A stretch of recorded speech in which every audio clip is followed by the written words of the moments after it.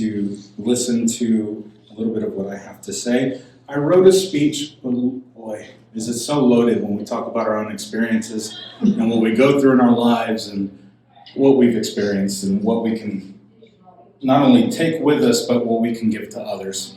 And I think that's the important thing for me today, is to be able to just share a little bit of my life, my experiences, where I come from, the things that I've gone through, but some of the things that we all go through in so many similar ways.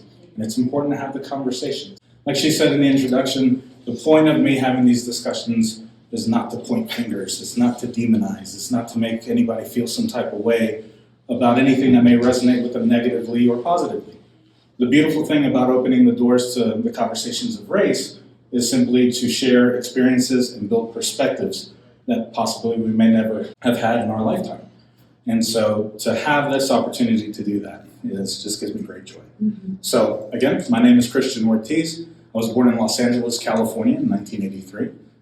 My story really doesn't start with me, though. It starts with my mom. My mom was born in Puerto Rico, in Sabana Grande, in 1943. My grandfather, her father, who was 25 at the time, was serving in World War II under the United States military. He was the only judge in the town, married to his housewife, and they had 12 kids. My mother, the second oldest of all the 12, the second oldest of the 12, and then the oldest daughter. Her experiences and what she did and where she ended up in so many different places around the country is what led us to have all our lived experiences. And I speak for myself and for my brothers. When she was 18 in 1961, she decided to move to New York City. And New York City was already an interesting place, as you all know. And her experiences in New York were something that was quite difficult. She came to the United States at 18 years old, not as an immigrant, because she was a Commonwealth citizen of Puerto Rico. So she was able to move freely throughout the country, without a passport. The only thing with Commonwealth citizens is that she was unable to vote in the Senate, Congress, presidency, what have you. But her experiences gave her such a perspective and strength that I think we as her children, my two brothers and I, carried with us throughout time. It gave us a perspective to be able to understand where individuals came from in their own world and what they were going through, no matter what race they were, no matter what backgrounds they had, right? It was so important to understand empathy, to be able to empathize with people. Given that foundation, she survived 2 brutal marriages in New York, had 2 children, and to start over, she moved to Los Angeles in the 80s, where she met my father, and they created this handsome specimen that you see today. And so Los Angeles for me was a beautiful memory because I only lived there for 5 years. So as a kid with glossy eyes in Los Angeles, Hollywood, all I ever wanted to do was be a movie star. But it was great. As a child growing up, not knowing any different, I was surrounded by individuals who looked like me. Brown skin, Hispanic, or African Americans, or even Asian. We were all dark-skinned in the California sun, right? Where we lived, I grew up in poverty. We were not very fortunate financially for many, many years. My mother was a single mom doing her best with what she knew, and she did her best to put herself through school to learn English. She put herself to college. She worked everything from factories to chicken coops. How many of us can relate with our family members, or maybe some of us who did the same thing? She did what I think is what so many of us do, especially in that time period, is the impossible. To do the best that you can for your children, for yourself, with what you know. We were getting close to moving from Los Angeles to New Jersey, 1989, I'm 5 years old. My oldest brother wakes me up, I'm sleeping on a couch. The only piece of furniture that we had at the time, simply because as we were getting ready to move, more and more furniture started disappearing. So I knew something was coming up, but Mom never told me. So my oldest brother wakes me up one morning and he says, "Hey buddy, we gotta go on a trip. And it's going to be far away from here." And I was like, cool. My little onesie, I'm ready to go. 3 in the morning, it's raining outside, I'll never forget. We get in the cab, we head to LAX, it's raining. And all of a sudden I see cars upside down. cars on fire, buildings on fire. And I have no idea what's going on. This is Los Angeles, 1989. And of course I get scared, as any child would, I would hope. And I said, what's going on? And my middle brother says, oh, they're just filming a movie, it's perfectly fine. Well, we lived right across the street from where they filmed One Atom 12. I don't know if you're ever familiar with that TV show. So I was just like, yeah, it makes sense. We get to the airport. Hours later, we arrive to New Jersey. Back to the East Coast for my mom we go. As we arrive to the apartment that we were now to be living in, my uncle says, get inside, your aunt's in there cooking, and just let her know that we're here. So I walk into the kitchen. It's 1989. Canary yellow wallpaper and wood paneling, amazing decor of the time. And I remember my aunt cooking eggs right next to two finches in a cage, and I laughed at the irony. And I said, hi, I'm Christian, I'm your nephew, you're my DP. She was like, oh, hi, make yourself comfortable, I'm gonna go greet your mom, make your brothers feel welcome. There was a 13-inch television on the countertop, I'll never forget it, black and white, with some news station playing. And as I walked up to it, I noticed it was an apartment complex on fire, completely engulfed in flames. It was our apartment complex in Los Angeles. We had just left, just in time. Now in my head, as a 5-year-old, I realized it's not a movie, it's reality. I don't know what's going on. Turn the volume on to see what's going on. I don't know what this is all about. The newscaster kept saying things like, blacks are rioting on the streets, they're tired of social injustice, tired of whatever. Of course, I hear the words, what do they mean to a 5-year-old? I'm advised that there is someone from the Secretary of State's office on the way over to accept this proclamation of a state of emergency for Los Angeles City and Los Angeles County in response to a request by Mayor Bradley. As a result of the discussions that we have had, this is a matter that needs to be settled in the courts and not in the streets. I turn the TV off and pretend like it never happened, and I keep exploring the apartment and just doing this, and I'm like, wow. My parents come in, everything's good, my mom and my brothers. New Jersey was what I consider my formidable years. We moved there when I was 5, I turned 6, we moved when I was 11. When we moved to New Jersey, we were in an area owned by the Italians who were going through a turf war with the Argentinians. So we went from the riots to the mob wars. And we had no idea. Kent federal authorities say they've taken another big bite out of the mob with the indictment of 8 alleged members of the Genovese organized crime family in North Jersey. Investigators say the faction specialized in illegal sports betting and numbers running enforced by murder. The suspects, all from Bergen County, include reputed capo Streaky Gatto, 3 of his relatives, and a former policeman. We would encounter so many different individuals. In Los Angeles, it was people who looked like me. In New Jersey, now we're white people, but they also spoke Italian, Spanish, Portuguese. They were not just your ordinary white folk. So it was so different that I was still not exposed to that world. I didn't realize it at the time as a child. I just thought it was my norm, and I thought it was interesting. My time spent in New Jersey showcased the inner workings of racism within the Latino communities, the Italian communities, the Argentinian communities. It helped me realize, and as we all grow up and we learn about racism and these concepts, you think it's only painted as one way, but it's in every way. And when you realize, I realized the inner workings of racism as a Puerto Rican child. We have so much internalized racism in our own communities, whether you're Mexican, Dominican, and in New Jersey, as a Puerto Rican child, if I would make one wrong turn into a Dominican-owned neighborhood, and I say owned because they owned the block, they would say, "¿Qué lo que hay?" which in Dominican Spanish means, "Hey, what's up? What's going on?" If I responded in the Puerto Rican way to say, "Oye, mi pana," I'd get jumped. Things you learn, right? How are you supposed to know these things? So as we go through these examples, and as I lived through these experiences, I never carried real judgment because I knew that there was so much that we just didn't understand in terms of culture, places that we'd visit, the way things operate in one part of the country, the way they operate in another. Fast forward to 1996, my oldest brother Javier is working at a call center for Morgan Stanley in Manhattan. He gets a phone call. It's a young lady who's going to college in Gainesville, Georgia. Somehow, the way the universe works, they fall in love. A month later, he tells my mother, "Hey, Mom, we're going to Georgia."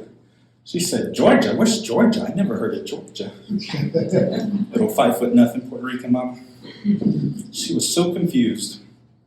And she said, "Okay, I trust you. You go to Georgia, get married. I support you." He goes down south. He's having a little hard time getting his feet on the ground.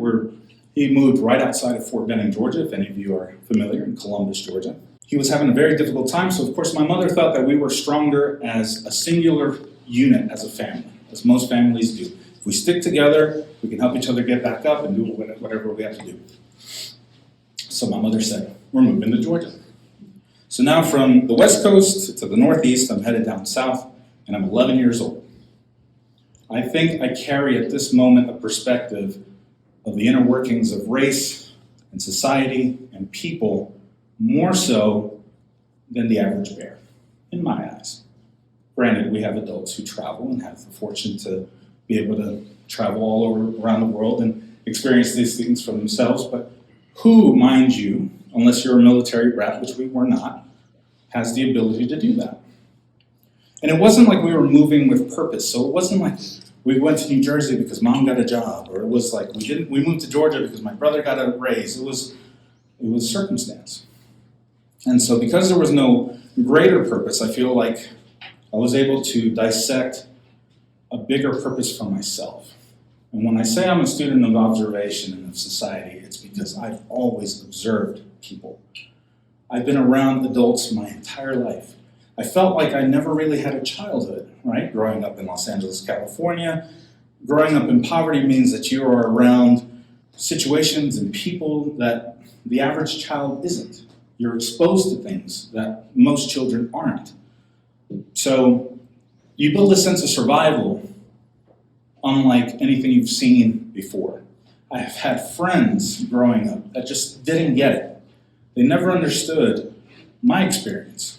When I would say, "Wow, you're the first white person I've met my entire life in the South. Like, where did you come from? Like, you're an alien, you know?" So there was so much of a disconnect and yet so much of an understanding of people. It wasn't until I went to Georgia that I realized that there was such an unknowing of race and an unknowing of culture, where I ran straight into a brick wall. Students in 8th grade didn't know what to make of me. They would call me the N-word, Hispanic slurs, Middle Eastern slurs. They were just confused. They were like, "We don't know where you're from, so we're going to call you everything." And I would have to make it into a joke because if I didn't, it meant I would either have to go home with bloody knuckles and a black eye, or I would just befriend individuals who didn't get it, and I would have to trust that we would make friends along the way, which is a hard thing for many people to do. It's hard to be looked at a certain way, called something, made to feel lower, and then have the strength to be able to say, "I get it. You just don't understand me. You don't know me. You don't know my situation. You don't know my family. I get it." We have a choice when we're in this situation as people of color. And the choice is not always obvious. The choice is driven either by emotion or rationality. I chose rationality. Not many know how to choose rationality. So when they're met with that from outside forces, they crumble. They don't know what to do. So it erupts emotions and feelings that most people in unhealthy environments don't know how to control. There's an intersectionality between mental health and understanding the rational direction to take to dissolve any situation. When you think of us as a society, we weren't brought up with mental health at the forefront. Self-care, self-love, these are things that we never heard growing up. We heard, you better pick yourself back up with your boots and get to marching, figure it out, right? Mental health is a key factor that is disconnected from so many of our experiences in life. And it's okay. Mental health has also been stigmatized. And I'm not here to preach and tell you anybody needs therapy. It's not about any of that. It's just a reality that not many people understand, right?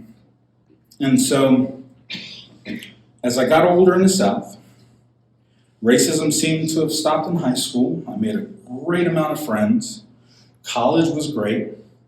And it wasn't until college where we started studying the reality of our country, the history of our country, right? Learning about the forefathers, slavery, rebel flags, the ugliness of our history, the things that nobody wants to talk about.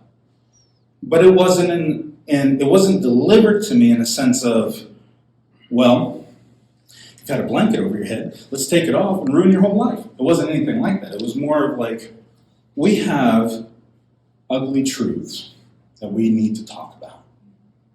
And the reality is that it's okay. Because at the end of the day, we can absolutely love where we come from, absolutely love where we are. We can absolutely appreciate everything we have.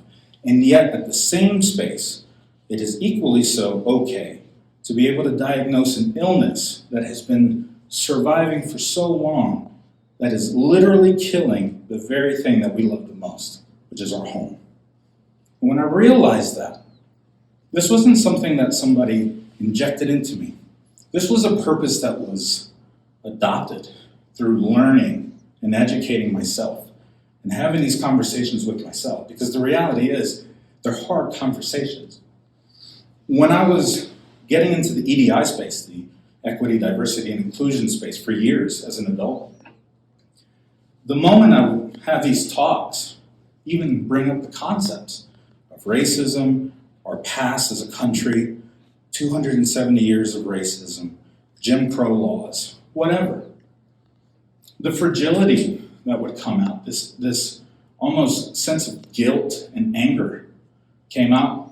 And I realized that there's no difference in the fragility that non-people of color feel than people of color feel when they feel oppressed. It's the same trauma.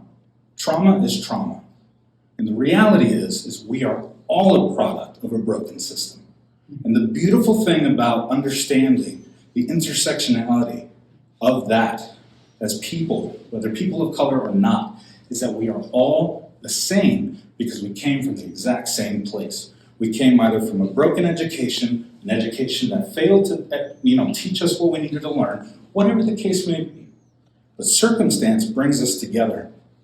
And because of that one little fact, I feel like any conversation about race is beyond doable.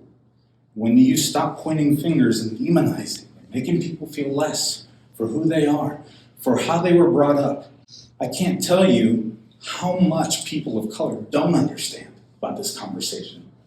I have more difficulty having this conversation with people of color than people not of color. Because when you are oppressed, when you go through these things, the world shuts down and you can't get through. And so my goal, my purpose, I feel, if I'm able to lift the covers, make it okay, and welcome everybody, and help them understand that we are absolutely the same, then I think my job is done.